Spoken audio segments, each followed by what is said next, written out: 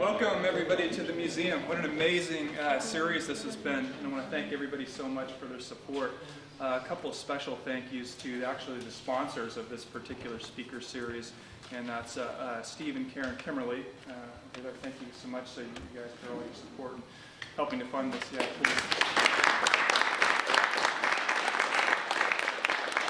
and also our sponsors, Dick and Lucille Sharkey. Thank you so much.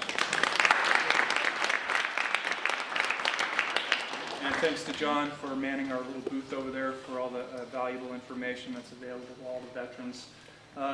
What can I say? You know, this is really living history, and what a unique opportunity we all have to hear these stories, and not only hear them, but document them through PCA, so these can be kind of relived for future generations. It's nice to see the younger crowd here kind of absorbing all this too. So again, a big heartfelt thanks. If you're not a museum member, please consider becoming one.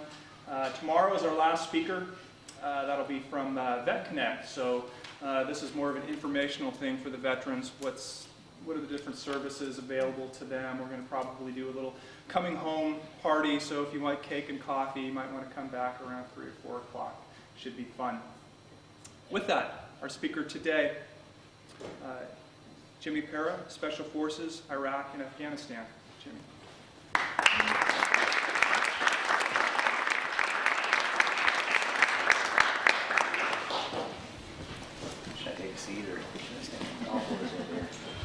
Kind of a bad hit by coach wrestling, and kind of put my carriage before the horse and didn't stretch out and wrestled a 215-pounder and ended up kind of pulling my leg.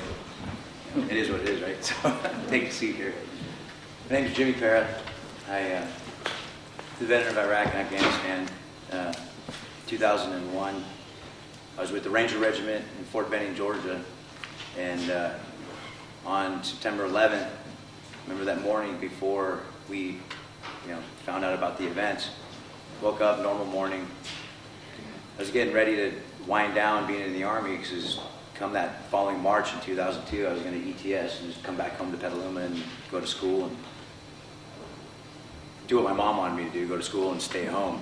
But things changed at around 9 o'clock that morning. Came after PT, I showered and went to the chow hall, had food, and went back and changed into my uniform, time BDUs. It was really clear. It was blue skies, not a cloud in the sky. And I remember that morning, it's really funny, I was listening to Frank Sinatra I had a CD, and I was listening to Frank Sinatra in my room. And I was like, I only have so many more months in the Army and I'm done. I'm not going to ever wear a uniform again.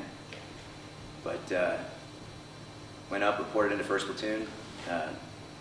A platoon sergeant was in there, and he was bothering me about re-enlisting because it was coming, a short time, and he thought he was going to rip my arm off and beat me up and close the door. And I said, he's a tough old Ranger E7.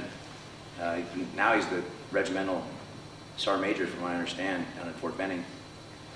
So I walk in and I'm sitting down and hearing about what's going on for the day's events. We have a medical class that day in the headquarters classroom, and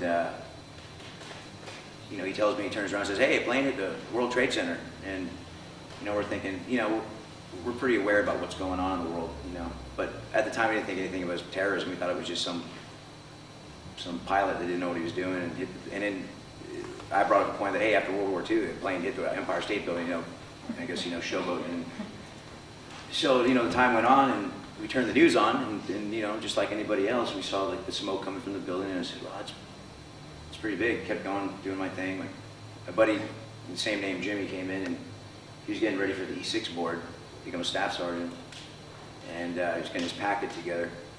So I'm sitting there, and I was looking at TV, and then the second plane hit, and I yelled, and a couple of explicits, and yelled and cussed and ran over until he dropped his packet on the ground, and we went outside and started yelling into the common area that another plane hit the World Trade Center.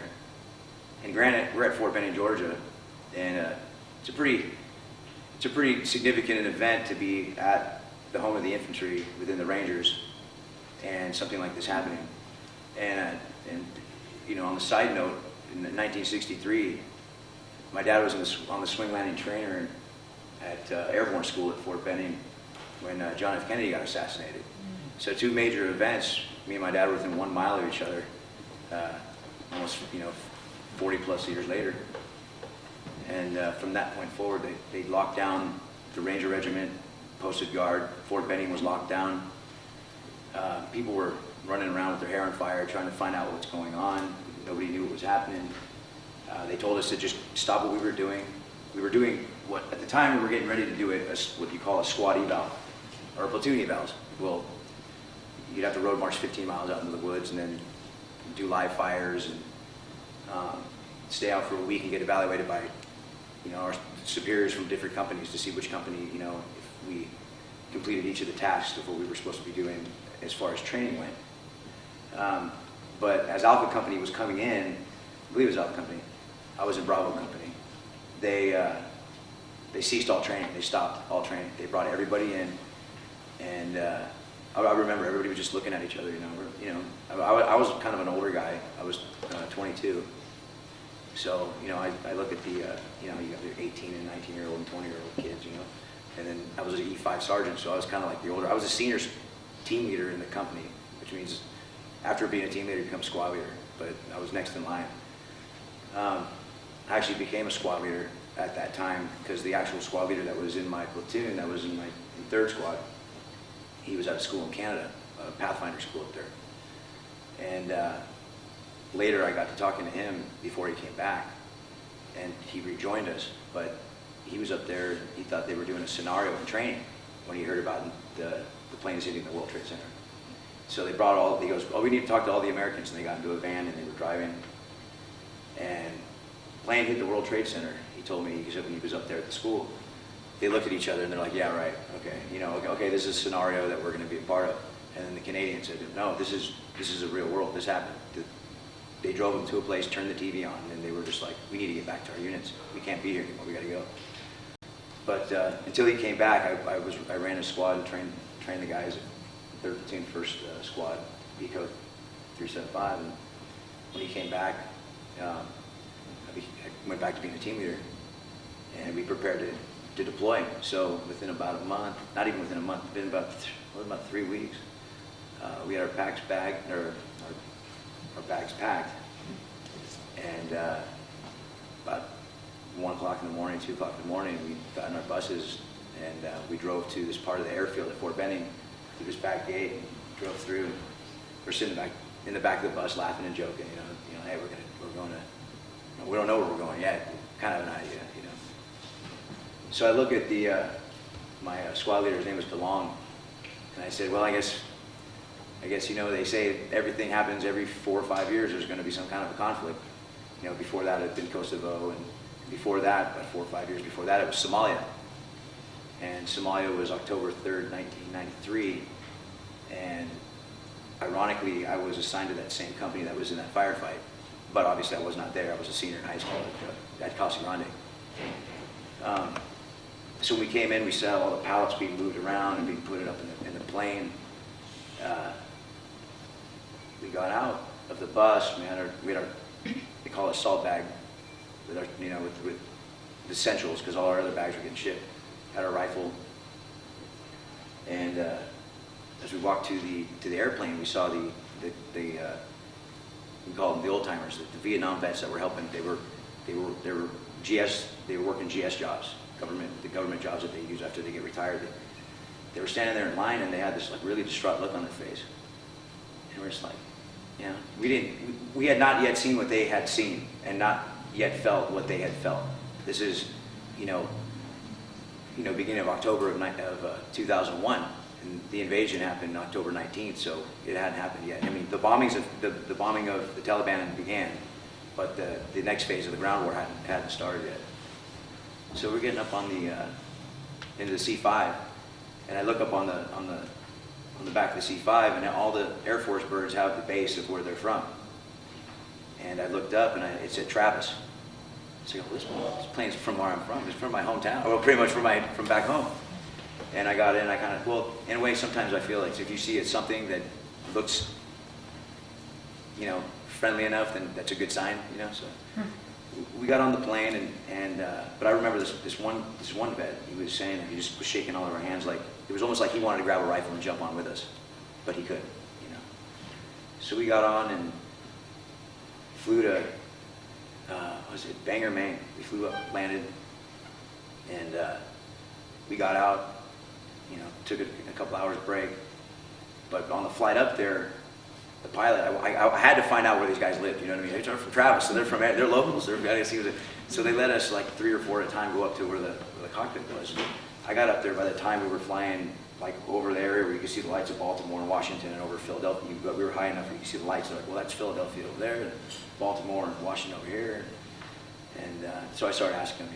You know, they obviously live in the Fairfield area, so you know, we went back. We landed in Newfoundland and then or Maine, and then from there, there's another 18 or so hours to our next destination, where they dropped us off and we got off the plane, and the guys that were sent forward were waiting for us. So we greeted each other like most soldiers do, you know, call each other a few names when we saw each other, and you know, it's good to see you, you know what, and this blah blah blah, and where we need to go. And then one of my buddies, who was my roommate, he always was bouncing off. He said, Pera, get your, you know what, over there, blah blah blah, and he gave him his greeting and went on my way. We got our bags, and we were told that there was another place that we were going to go to, our platoon, and one other platoon. And we ended up boarding helicopters that morning to the USS Kitty Hawk. So they flew us by CH-46's naval version of the Chinook. They flew us out from where we were at over the ocean, and all of a sudden we came through the fog and we landed right on an aircraft carrier. We're like, oh, the aircraft carrier. You know, so we landed, and that's where we were at come October 19th, when the first day of the ground war happened. We were on the Kitty Hawk, and we were preparing to do helicopter missions into Pakistan along the Afghan border, while the other elements in our battalion were doing the airborne jump into what was known as Objective Rhino at the time. Rhino was a objective in Afghanistan that the 3rd Ranger Battalion jumped into, secured, and which later became a Marine Corps base. They called it, Camp Rhino. But that night, one of the helicopters. Let me back up a minute. On the aircraft carrier, while we were getting prepared to move out, Blackhawks and Chinooks were getting ready to take Rangers to any destination they were going to. Other elements that were in the special operations were there, also going to their objectives, getting prepared to go. And when one of the platoons got sent up to the mission, I remember the chaplains going out to each of the helicopters and doing their prayers and getting ready to go, and we knew it was for real that night. It's going. We're moving out that night. And we got to talking, saying that we're the only people around that knows that everybody knows it's coming, but we know it's going to happen now, and nobody else yet knows that it's coming until they won't find out till tomorrow or the day after. And so we prepared. We got everybody that was going to be going on the mission suited up. They put the little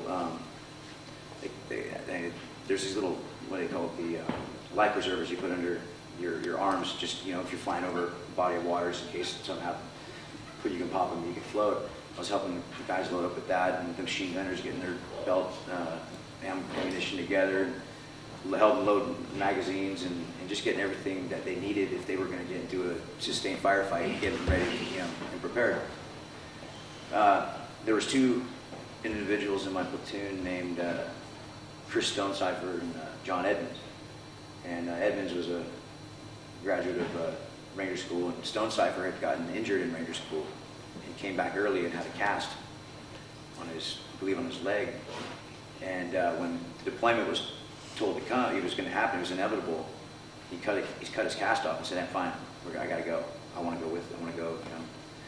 So they were aboard one of the Blackhawks that was supposed to fly into a fueling and re-ammunition point. On the way there, the pilot experienced a malfunction and a brownout, and the helicopter ended up crashing. And Edmonds fell back in the helicopter and hit Stonecipher. And as the bird fell over, they fell out, and they were killed. They were the first 2 combat deaths of the war. first death of Operation Enduring Freedom was an Air Force, I believe, Air Force sergeant. The first 2 combat casualties, KIAs in the war, were from my platoon, Stone Cipher and Edmonds. And then later on, from enemy fire, it was the first group, Green Beret, and it was in later months into the end of December. That night, the objectives were hit, and the beginning of the ground war began officially that night. Everybody knows, or I don't know if you've heard about the Special Forces teams that were in there before, that were setting all the objectives up. They were in there on horseback, making link-ups with what you would call at the time the Northern Alliance, with Massoud, General Massoud's army that was fighting against the Taliban. It was a sustained war since the 90s. And the Taliban obviously was allied with Al-Qaeda and cut deals with Bin Laden, and that's why we were hitting the Taliban locations and the Al-Qaeda positions. As far as Northern Alliance, from that point forward, from October 19th, with the help of Special Operations, the Rangers, Special Forces, the Green Berets, and the Navy SEALs, along with air power, they pounded the Taliban into full retreat. Well, as you can see now, it's 10 years later, and there's still a sustained fight along the border, and they're in Pakistan. That was my first deployment. Didn't do too much. We just, we went and we did what we needed to do, and went to a place in Uzbekistan down into Mazar-e-Sharif, northern Afghanistan. We were there on a mission about a few days before the prison uprising where Johnny Spann was killed, the CIA agent. Matter of fact, on our way back, we landed in an airfield in Pakistan and had Thanksgiving in Pakistan on an airfield. Went to this air hangar, and bat droppings were everywhere. But it was nice to see, other soldiers. They were from the 101st Airborne, and they were there. Walked into the little chow hall, and a colonel was serving food. And it was Thanksgiving, so you feel a little, you have a rifle and you're not at home, you're in Pakistan, but it's still a warm feeling that you're around fellow Americans during the holidays, at least at that point. But then I came home, and I decided that I wanted to re-enlist, and the war's going on, and it doesn't, I'm not gonna lie to you, I didn't want to get out at that point. I told my mom and dad, they were like, well, just get out and you come home and go to school. At that point, I couldn't do it. On active duty, I had done Special Forces selection. I got selected, but I didn't yet go to the Q course, for the Special Forces Q course, which is at Fort Bragg. So I decided that, at that point, well, hey, you know what, I'm gonna go become a Green Beret. And that's when I decided in 2002 to go to Fort Bragg and go there for a little over a year and a half to become qualified as a weapons sergeant in 18 Bravo. And then came back and was with 19th Special Forces Group. And we deployed to places like Thailand and South Korea and a few other places in Southeast Asia to do some training and to link up with other militaries and to do foreign internal defense missions until 2007, when we got the call to go for 12-month mobilization to go to Iraq. In the summer of 2007, we did our train up, and then we ended up going to Baghdad, and we were assigned to an Iraqi Special Operations Force unit, the Iraqi Counterterrorism Force, and the Iraqi Commandos, which were they were very good at what they did. They had been in a sustained war for 4 years. They knew how to clear rooms just as good as any American unit. They carried out missions just as effectively as any American infantry unit, and they were well disciplined. They were a lot more disciplined than other Iraqi units, and they were very much trusted because they were vetted very well. We did missions I worked with them for almost 9 months. We're doing missions in Balad, which is north of Baghdad, to places in Mahmoudiya, which is south of Baghdad, and in and around Baghdad to places like Sadr City and New Baghdad. Now, we had some skirmishes when we first got there, going into the holidays, and then the early part of 2008, we the mission tempo, the op tempo started getting a little bit more heavy. Because if you look towards April and May of 2008, there was the spring offensive of 2008. That's what they called it, down in Basra and in Baghdad, at Sadr City. They called it the Battle of Sadr City and the Battle of Basra. Well, it began at the end of March of 2008, and the beginning of that happened when two of our teams were in Basra, and they were in two big firefights 2 nights in a row. They ended up killing a bunch of what they called the Mahdi army that were funded by Iran. They were the Shia that were funded from the eastern part of Iraq, predominantly by Iran, and they were separate from the Sunni population, but they were heavily funded by Iran. Up in Baghdad and Sadr City, it was a huge hub. The city is about 12.5 square miles. Roughly, well, Petaluma is 12.5 square miles, but it's not in the square. Well, their population there is 2.5 million or so. So that's close to the population of Chicago, at 12.5 million, or a 12.5 mile square radius. And we got reports that Hezbollah was bringing fighters in, which kind of excited us a little bit because we didn't, they were the ones who were, responsible for the 83 bombing of the Beirut barracks, killed Marines and soldiers. They were before 2001 the deadliest terrorist organization in the world, run by Abu Nidal out of Beirut. But as March progressed towards the end and April began, I have it in this display over here, some bulletproof glass and an explanation of what happened on March 30th of that year. We got into a 4.5 hour firefight in New Baghdad, right next to Sadr City. The Mahdi army had set up an ambush for us, and we went into an objective to free a reported hostage that was taken. Well, it turned out that wasn't the case. We went in about 6:30 in the morning. We rolled into position. It was quiet. It was a Sunday, and it was kind of an eerie feeling, because when you're in a place where there's a war going on and you don't hear anything going on, and it's really deathly quiet, you know something's wrong. And when you feel something's wrong, then usually something is wrong. And an element was coming in to replace another element that we were attached to, and the whole way in there, in a way, I kind of kicked my buddy down there. I go, hey, I go, it's Sunday. I go, they must be all at church, just kick, church. You're in Iraq, there's not very many churches going on.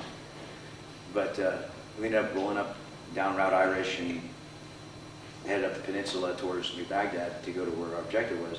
And as we were rolling up, we saw 2 truckloads of guys just come running straight across, and they got into 2 trucks. There's about 8 of them. They took off, driving away. And I say, look, we got movers in the front, military-age males, about 8 of them, moving into 2 trucks. Moving up to the next intersection, they took a right turn, keep an eye on them. Or if anybody's watching from above, keep an eye on them. And probably about 15 to 20 seconds later, machine gun fire opened up on us from the building to would be my 11 o'clock, which is to my left, and from my 9, which is to my direct left. I returned fire with I had an M134 minigun. I engaged enemy targets within the 3-story building, and to include the mosque next to the street, across the street, where gunmen were coming out of, and they were firing from the rooftop. I radioed back that we made contact. It's kind of obvious at that point, but I was directing where the fire was coming from, so that the other gunners behind me were going to engage, they would know. And the other gunners behind me were Iraqi gunners, but they were really good at what they did. We returned fire. We were there for about 15 or 20 minutes, exchanging fire. Then we decided we needed to move towards our objective. So we moved up to the next intersection. We took a right turn, and as we were rolling down, my gun got jammed, the belt, so I was fixing on the gun. And we came up to the next intersection and took another right turn. And as we took that right turn, right to our immediate left was a T intersection. And as we were going through the T intersection, and one of our trucks moved up kind of in front of, to the side of ours, kind of staggered to the left.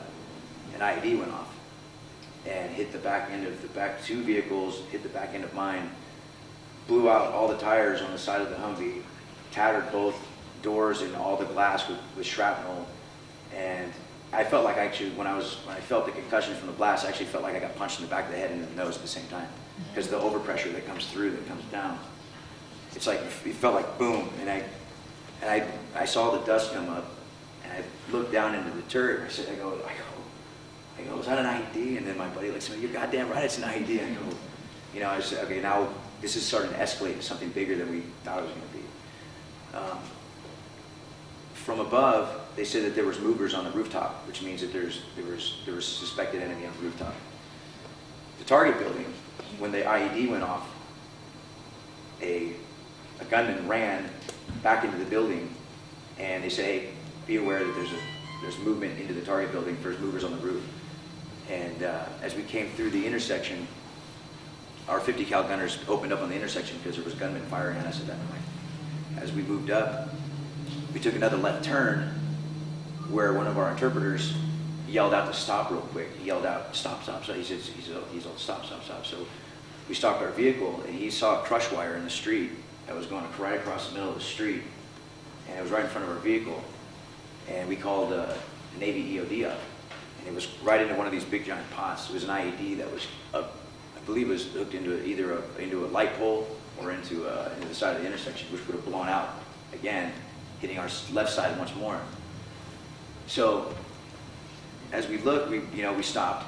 The EOD guy did his thing. I'm sure some of you probably watched that EOD show that's been on. They've got a pretty hectic and pretty dangerous job, and a pretty important job. It saves a lot of lives.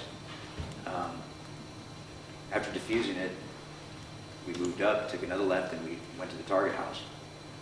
As we pulled up in front of the target area, the assaulters moved up. They went in, and they didn't find anybody inside. They found a house with women and some kids in there, and the women were giggling. They were laughing, like, "We got you." So they were just looking around, like, "Hey, we don't have any. There's nothing here. We have nothing. We just have a house full of women and kids that are in here." The women were very mouthy and giggling and laughing.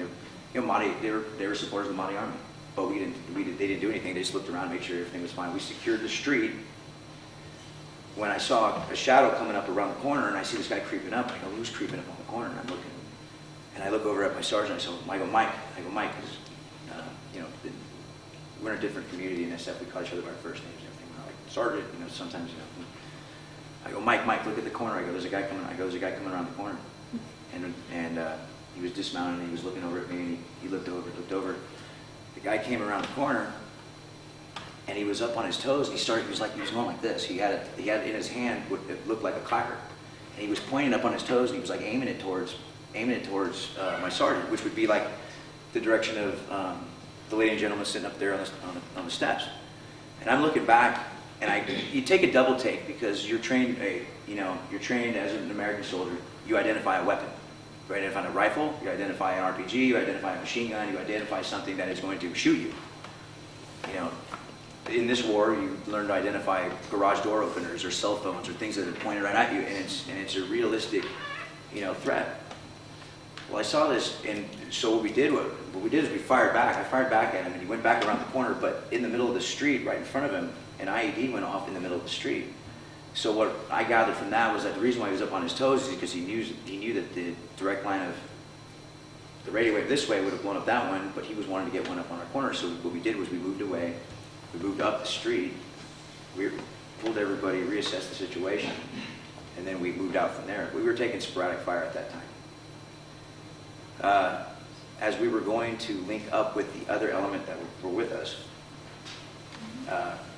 we had a three vehicle break in contact because dust was coming up, and the driver that was driving was a newer driver, so he didn't get the point where I was kind of kicking him not kicking him, but nudging him, saying, slow down, because a sustained rate, you're really driving only about 15 miles an hour. You're not driving at 35, 40 like you are around Petaluma.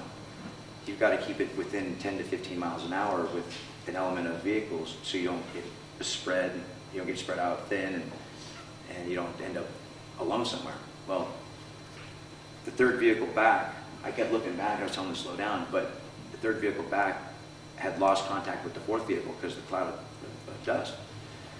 So we kept going up and we ended up stopping and tried to make radio contact with the rest of the element.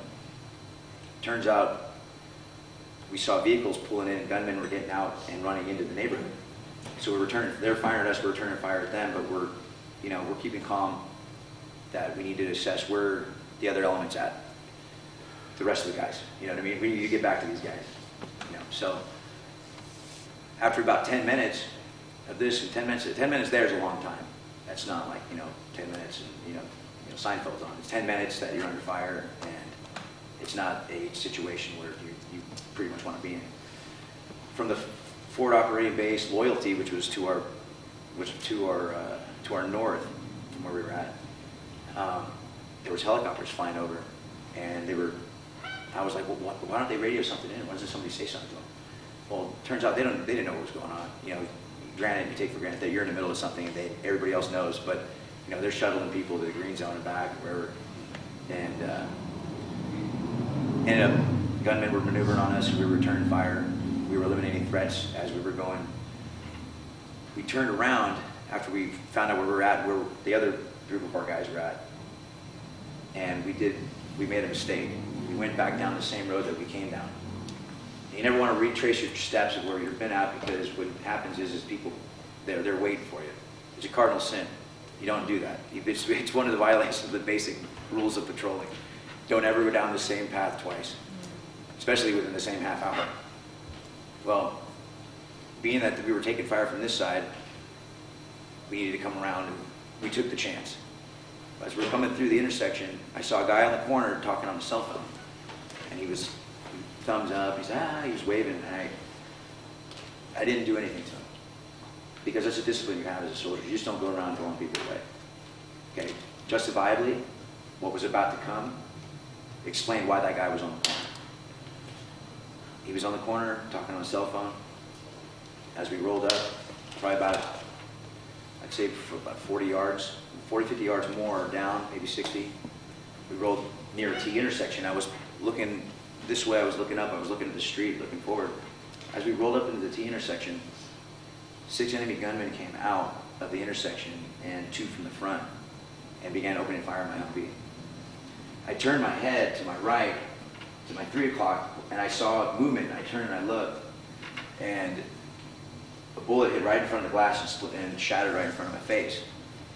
And that's the glass right there on the display where the bullet hole hit. It was right in front of my face, and I went back in the turret, and I heard another round crack right by my ear and hit the gun.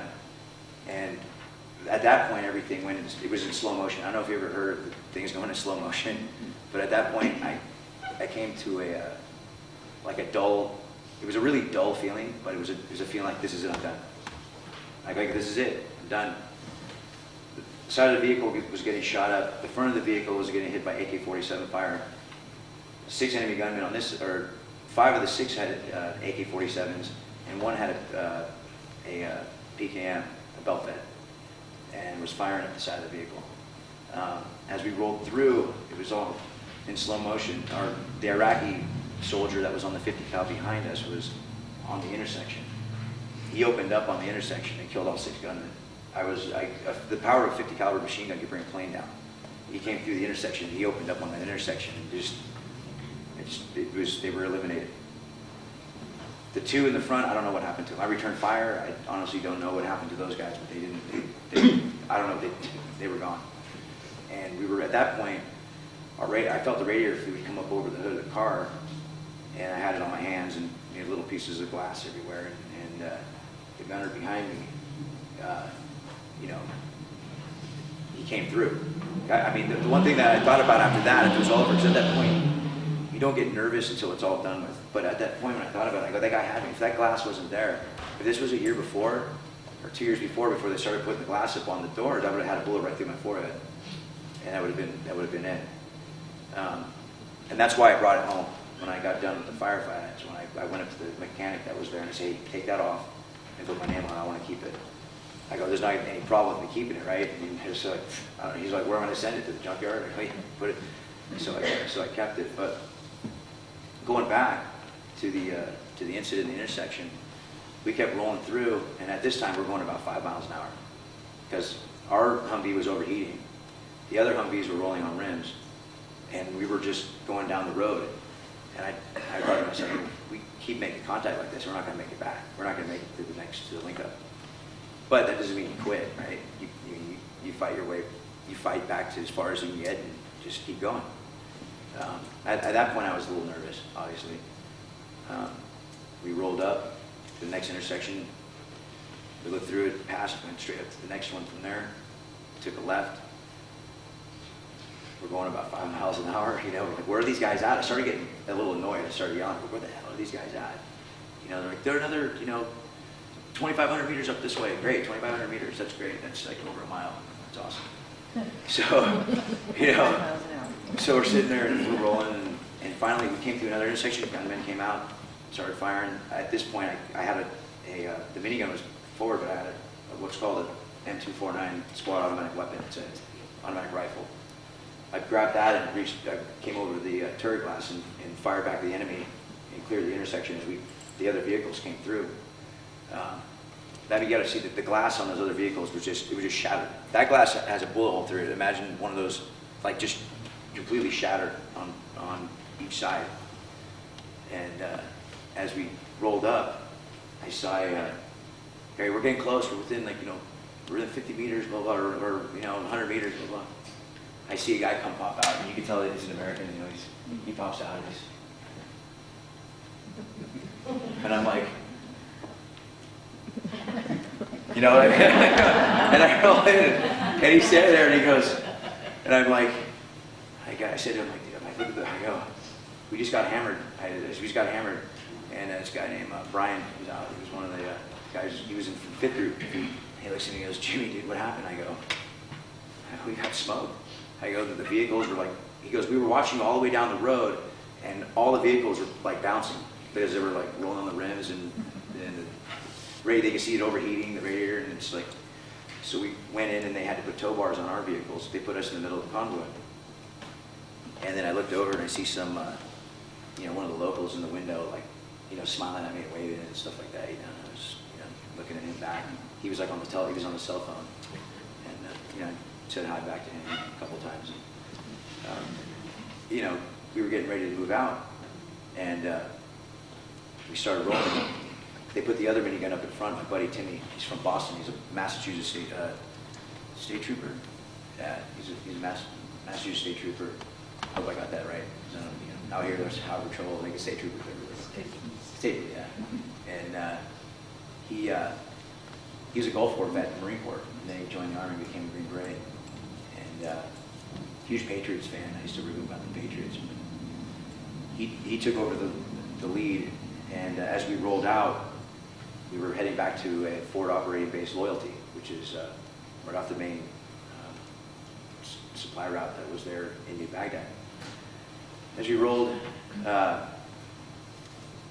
were going down the street. They started dropping mortar fire, and in front of the vehicles in their own neighborhood, they were dropping mortar rounds in. And I heard 50 cal gunfire and minigun fire. And it's weird. I don't know if any of y'all ever heard of or seen, you know, gunfire in a city, or how the sound bounces off the walls. It just it's this roar from the minigun and the pops from the 50 cal. And as we came through, there was a couple of gunmen on the corner, and Timmy saw him coming through the intersection. He saw them. They were getting ready to do another on the corner. They were going to ambush him as he came through the intersection. Well, Timmy turned the minigun, took out the entire corner where all the gunmen were. He said, all I remember is the guy came around the corner and he was getting ready to shoot, and the next thing I saw was his feet in the air, and he was eliminated. We rolled through the intersection, and we saw the Iraqi police from the district that was there. They were all in the police station living over the fence. They all went back to the police station. They didn't want any part of it. And a lot of people get angry about that. They say, well, why didn't they help you out? Why didn't they do this? Well, I mean, once we leave and they're the police in their own neighborhood, what's going to happen to them, right? You know, they have to live amongst the people that are fighting us, right? So what's going to happen? They're going to police up on their own, and then they're going to cause problems for themselves. So in a way, I understood. The Iraqi soldiers didn't understand. They got mad. But later on, we're like, well, what are we going to do? Get angry? The locals, the local police that are there, they're not soldiers. They're not supposed to engage the enemy like we are. They're supposed to keep the peace, and they're more of a neutral, force that's there. Granted, sometimes you're like, what's wrong with these guys? But later, as the mission went forward, you understood where they stood and why they stood the way they stood. Because after we leave the country, they still got to be there amongst themselves. As this was going on with the standing up to Muqtada al-Sadr's Mahdi army, who was funded by Iran, the Al-Qaeda threat in the country was dwindled down, and that had to do with the awakening. I'm sure some of you have heard of that. I don't know if they were the locals that stood up. Some of them were insurgents at the time, and at the beginning of the war, they took the side of Al-Qaeda, but then they found out that Al-Qaeda was not good for Iraq, and that the U.S. forces went in and said, hey, look, we're here. Arm yourselves, police your own streets. We're down the street if you need us. And from that, we gained their trust that, hey, we're not here to occupy you as much as we are to hand it back over to you. So they pretty much, along with the coalition, smashed out the Al-Qaeda threat in Iraq. But that left the Mahdi army and the Iranian threat that was still there. So from the end of March until we started going into Sadr City itself, that was probably the main threat, which could, honestly, when we would go into Sadr City, it was about the time that, I don't know how many of you, anybody's seen that 60 Minutes episode with Leslie Stahl about Sadr City, the Battle of Sadr City, where they were putting up the T-walls with the engineers, and 4th ID, the cab was there, and we'd go in there into missions, and T-walls were up. You really couldn't drive vehicles in there because the whole place was tattered with IEDs all up and down the road. So we'd go to whatever location we needed to go to, and then we'd walk in and go to whatever objective we needed and grabbed up where we needed and walked out. And sometimes we ended up getting into skirmishes and into engagements, and sometimes we'd go right in and come right out.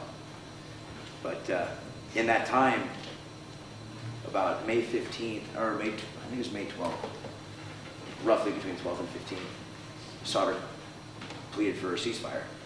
In other words, he tapped out. He didn't.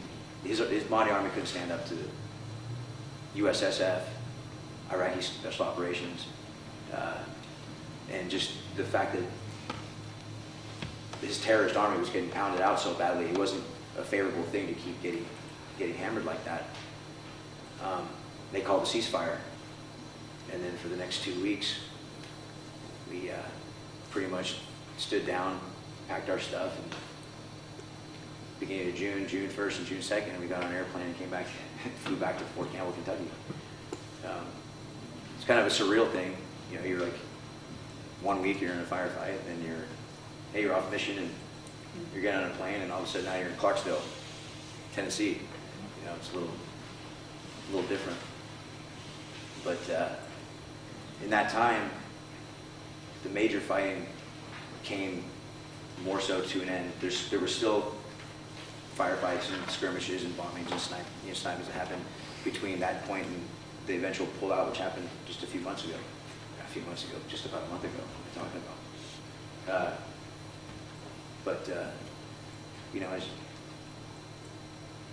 That was one aspect in a couple of days of my deployment over there in Iraq. But I got the display up over there. The picture up there is actually the turret. The glass that's in that picture behind, in the center of the picture is actually the glass that's displayed right down there. That's the minigun. We carried about 9,000 rounds in the truck. 7.62. If you fired a cyclic rate of that for 1 minute, it would fire 3,000 rounds in 1 minute. But you don't want to fire 3,000 rounds in 1 minute because it would melt. But it was a lifesaver. So was those Humvees. I know that they get a shellacking with, they can't withstand this. There's no armored vehicle in the world that could sustain a tank round that's put in the ground as a mine. Those Humvees took a pounding. They took us everywhere that we needed to go, and they brought us back. That one right there, and this other one, one was we called it 54. The other one we called it 52. It was just their numbers. Actually, when I left the country, I kind of, in a way, I kind of had a bondage, with this truck.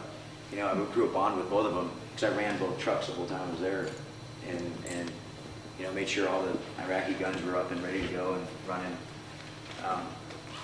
But when you leave, I took pictures of it, so I'll probably never see those vehicles again. But at the same time, you never forget them. 9 months of being with a vehicle. And I don't know if there's people that that get tied to a muscle car or a I don't know, whatever they like. But that's something. Those two vehicles I'll never forget. But it is what it is. People have their own opinions and takes on Iraq and Afghanistan. And I personally believe it was worth it. That's why I stayed in.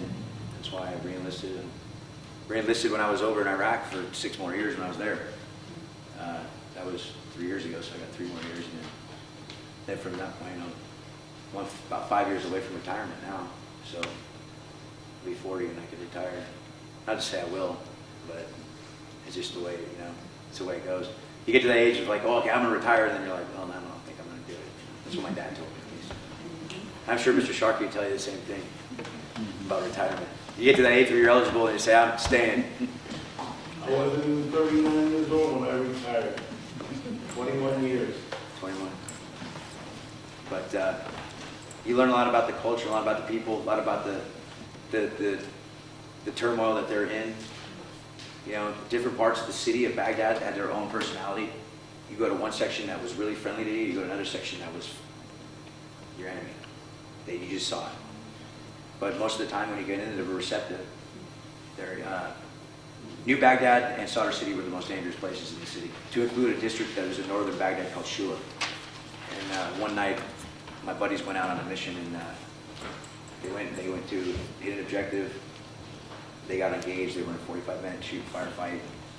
That was preceded by an IED that went off. Or actually, it wasn't an IED. It was an EFP. And those came from Iran, and they were more powerful than an IED. And what happened was, one of our counterparts in the Iraqi army, a sergeant major, was killed. He'd been married for 3 weeks at the time, and my buddy Greg, my other buddy Will, who was actually his counterpart. Will was leaving the country soon. They went over to open up the door from the side that it didn't get blasted, and they couldn't recognize who it was. They couldn't recognize anything in the vehicle because it had been so blasted out so badly by this. And those explosive devices that came from Iran, they get so hot when they explode. They're concave, and what happens was when the explosion happens, they come forward and then they slowly form into a projectile and fly forward. Well, they can cut through armor like a hot butter through knife, or a knife through hot butter. I get it. Something like that. But anyway, it's a devastating weapon, and that's a lot of the stuff that's happening probably now in Afghanistan. When Al-Qaeda and the terrorist movement saw Iraq as a lost cause, they started moving their stuff over to Afghanistan. And what you're seeing there right now is what they're pushing into that front is roadside bombs and the tactics they used that were subdued in Iraq. But obviously you have that one country in the middle of both that doesn't like us too much, so they'll fund what they can when they can. I've talked enough. I know there's a lot of people here that probably have maybe some questions, maybe some thoughts. I'm open to any questions you want to ask. Anybody have any questions about Iraq or Afghanistan or what's going to happen from here? Sir? Could you have used air-mobile helicopters more than convoys to kind of eliminate that IED threat? It depends on what the mission called for. We use helicopters a lot, but it just when it fit for a ground assault or an air assault, it just came down to the decision-making process of the commanders. And that just, the type of area, the type of objective, what we needed to do to succeed in the mission, it would come down to, to one or the other. And a plan was always made for each contingency. So helicopters were used a lot, and obviously a lot of ground. Yeah. Firstly, thank you for your service. Secondly, do you see the next conflict as being in Iran? I see there's a lot of problems with Iran. I know that it's been since 1979. It doesn't just, it hasn't just occurred. I have a lot of Persian friends. Actually, I've lived with one of my buddies, like an older brother to me. He says that, if you have a radical dictatorial theocracy that's been at war with you for 30 years, you got to acknowledge that. And head to head in the eastern part of Baghdad, they know that they can't go head to head with a civilian force. No army in the world can stand up to us. But they can do things to try to ruin the efforts of the movements, like, hey, funding things that are going into Iran or Iraq, or into Afghanistan, or into Beirut, or spreading terror through different parts of different regions of the world. Hezbollah is notorious for doing that. Bombings in South America. If you look at what's going on now with Iran, they have a pretty good relationship with Venezuela.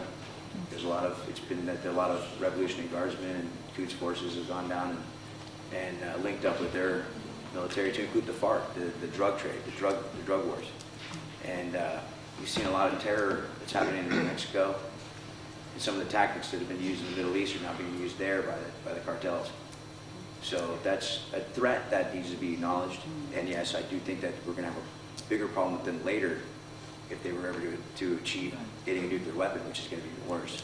Yeah, I thought it was interesting. You mentioned several times about supplies coming in and funding, so it seems inevitable. Yeah, it'll happen. Right. Sooner than later, I don't know. I'm not a politician, and I'm not Well, that high I'm a level. Blue Star mum, and my friend is, so we, just for the sake of our children, would like to know whether it's a possibility. Yeah. And you got to see who helps them financially and who sends them, support.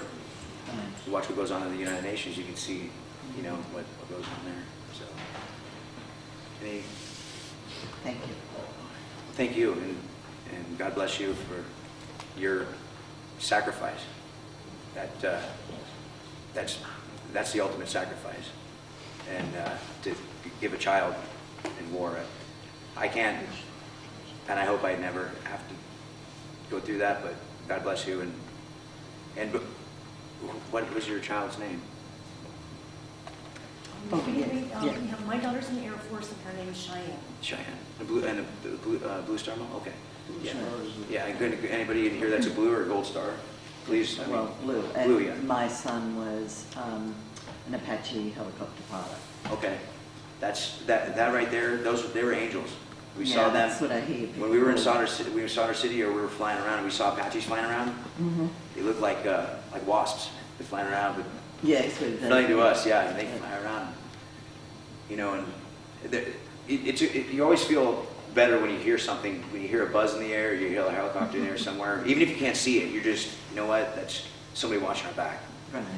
And many times it's in a situation where it's a bad situation, you can find some comfort, and that was comfort. That was comfort. Yeah, so you tell him thank you from a ranger and a Green Beret guy that was on the ground. Ma'am? Are these your pictures? No, these are not mine.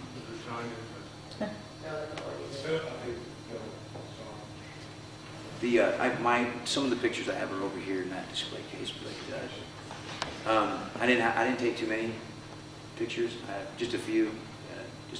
Most of the time we operated at night. And we get some sleep was during the day. So it was. Did your area look like this area? Well, in certain parts of, I'd say, on the deserty part, I was in the city. I was in Iraq. I was in Baghdad. So unless we flew over, it was weird because it's funny you ask. If you fly over certain parts of Iraq or Afghanistan, it'd be no different than flying over a helicopter over like the Stockton area in Lodi, where you look down and you see the crops and you see the agriculture, and you're like, it doesn't look any different than certain parts of the United States. After I got back from Afghanistan, I went to Utah for some training at, up in Salt Lake, and looking up at the mountains, I said, there's not much difference in the mountains and the way it looks over here than it does over there. You just don't have the same feeling because, you know, somebody's not trying to kill you in Salt Lake City, you know. But, or the threat's not there, you know. But, you know, it's been 10 years, you know, I mean, there was almost 9 in Iraq and over 10 in Afghanistan. You look at the, you know, the duration of the war, you could say the longest war in American history, and then Vietnam, and co-equally as devastating was the Korean War. You know, technology has helped our situation and our cause. The Vietnam era and the Korean and the World War II era didn't have the type of technology that we had. I mean, if you look at, they didn't have bulletproof glass. They didn't have the armor. I mean, the poor guys that hit Normandy, I mean, the only thing they had between them and the MG-42 or the MG-3 was the ramp, you know. And, you know, you think about things like that, and just the carnage that goes into war and what happens, you know, you find a sense of, yeah, there's things that are worth it, and then you look at it and you're like, wow, you know, that's pretty devastating to all the families. You know, I've Stone Cypher and Edmonds were 2 friends of mine. They were in my platoon. They got killed. Christian Kilpatrick was a student at San Rafael High in Rancho Cotty. He was a good buddy of mine. He got killed in Iraq in 2004. We had his funeral and actually here at the mortuary here, and then we buried him in Sebastopol. Tim Shea was another Ranger that was killed. Ironically, he went to the same company and the same platoon that I was in. I'd never met him, but he went to St. Vincent's High School. When he had his funeral, I went to it, and the guys from my platoon were there. They were pallbearers, and my old company commander was there. And then I had the honor of meeting his mother. I explained to her that I had been in his old company, his old platoon, and his squad leader was a private in my squad when I was just back from Ranger School. So it was it's just a small world. I know that, and Kilpatrick was in the same company with me too. We were actually on the Kitty Hawk at the same time when the war started. Before he got killed, he called me that January, because he was killed in May, and got on the phone and said he was going to buy a house in Petaluma, not too far away from where I live. And because he'd come home from leave and come over to my dad's house and have some beers and some little pop of this and that, you know. And when he was killed, you know, he had called me before and said, hey, you know, I'm gonna go do some contracting. I'm gonna get a little bit of money and come home and be able to put a down payment or whatever on the house. And she told me on the phone. I was in Texas at the time, and I said, well, good luck, bud. I said, hey, when you get in town, give me a call. Love a beer, you know, whatever. And next time I found out he was dead. He got ambushed and was killed by a small arms fire.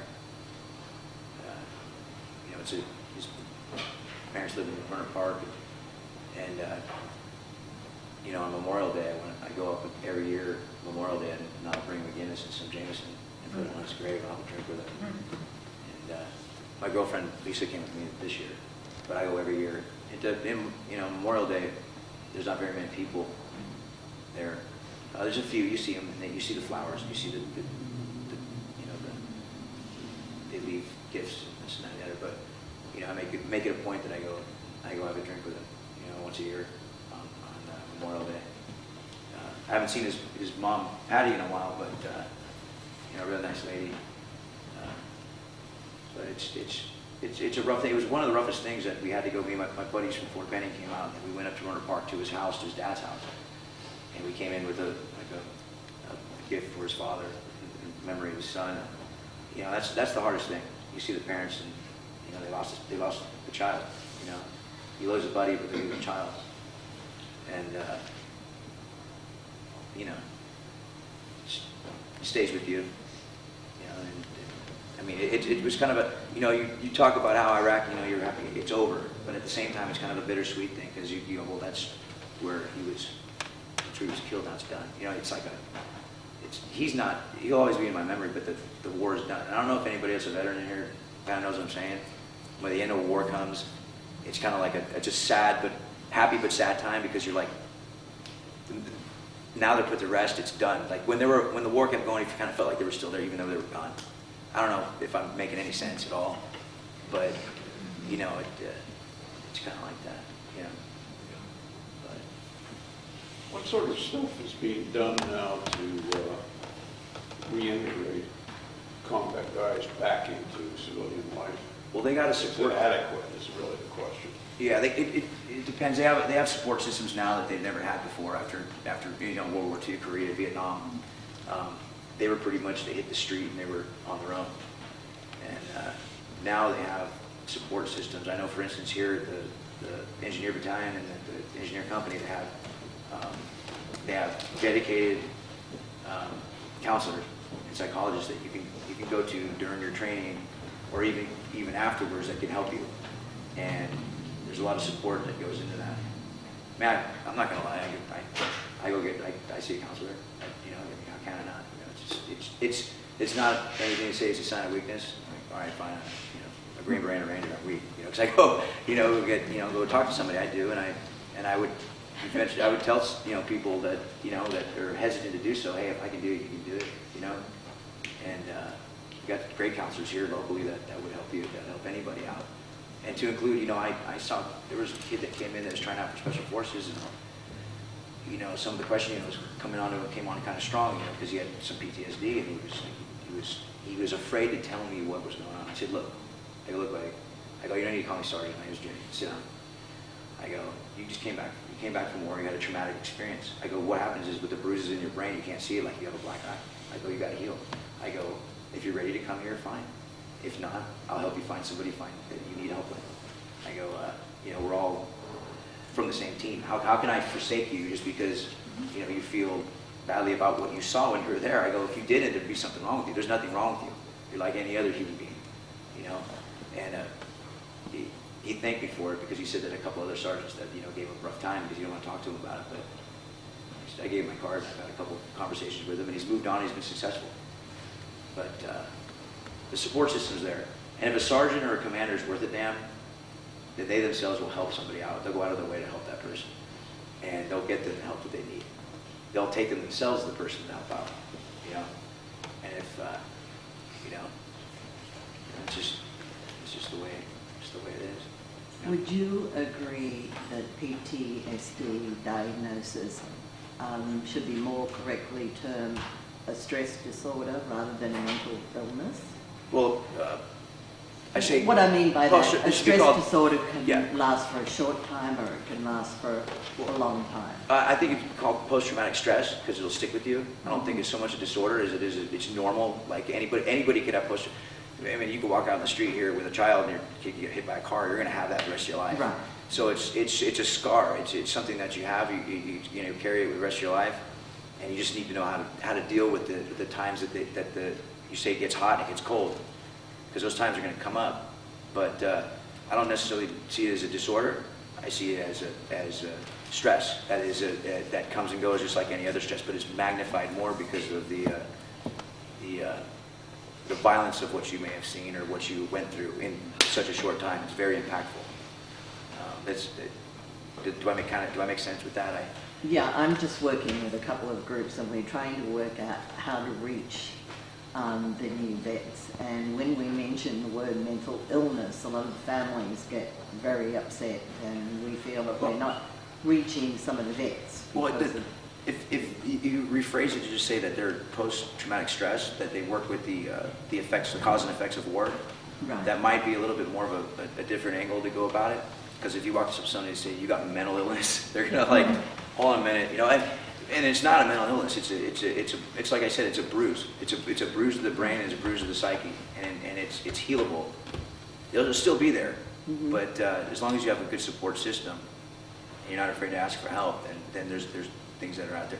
I'll tell you right now, the best support system that I could possibly say for being a vet is joining the VFW or the American Legion, or for Vietnam vets, the Vietnam Veterans Association. You're around your own peers, and you're around people that you can identify with, whether they were in war or not in war, but they served, they were in uniform. So you can, you can approach them or they can approach you. Mr. Sharkey? And what Vietnam veterans did, because what we came home to, we have a motto that we changed it. Never again will one generation of veterans abandon another. And so that Iraqi and Afghan veterans coming home can be part of even our Vietnam veterans chapters. And that, so that when they all come home, they will have something to reference to start their own groups. You know, I heard you talking about PTSD. I retired in 1973. Even today, and I had back-to-back tours to Vietnam, even today if I see something on TV that's relating to war, it still affects me. PTSD will last you forever. Will last you forever. The hard part for me was to see children being hurt. And to this day, that still bothers me. And I'm sure there are other Vietnam veterans here in the room, they will say the same thing. It never goes away. I mean, to follow up on what you just said too about seeing things, well, I don't know. You've said to me, Lisa, I'm watching. If I watch something that has to do with anything like the war, World War II, Korea, Vietnam, even today, whatever the wars that are going on, it's just I don't know. You say that I get a certain look on my face. I don't realize it. I just watching TV, But you get put into a certain place and. That's just the way, you're going to have it the rest of your life. You're now part of a brother and sisterhood that you have no choice but to be a part of the rest of your life. You're part of it. You're in that family now. And there's nothing that really you can do about it but approach your peers and your brothers and your sisters in arms, your fathers or grandfathers, and learn to deal with it. Because, the next generation, there's going to be a war. And in my opinion, there's always going to be war on the earth as long as there's human beings. And it's to, you can strive for peace, you can strive for whatever, but the point is, kids that are in elementary school now are going to have their conflicts. Unborn kids are going to have their conflicts. And as a country and as a people, we need to understand that we need to prepare for that. And unlike other times in history, and every generation is guilty of doing it, and probably our generation will be guilty of it too. You forget, you get complacent, and then all of a sudden you get punched in the stomach again, and it starts all over. It starts all over again. In 2000, hey, we're gonna have a war for 10 years. No, I didn't think so. It was the 80s and 90s were pretty. There was conflicts that went on, but we were, And then all of a sudden, bam! 2 buildings get hit, 3,000 Americans get killed, and 4 planes, and then all of a sudden now we're in a sustained situation of combat for 10 years. The Vietnam veterans in the back, and my other veterans that are injured, you probably, am I kind of hitting it on the head, or am I, kind of understanding like every generation gets a little bit complacent, and then it leads to the next one. But anybody have any other questions or comments or anything they need to know? Or is that it? Well, thank you everybody for coming. Thank you to Jimmy.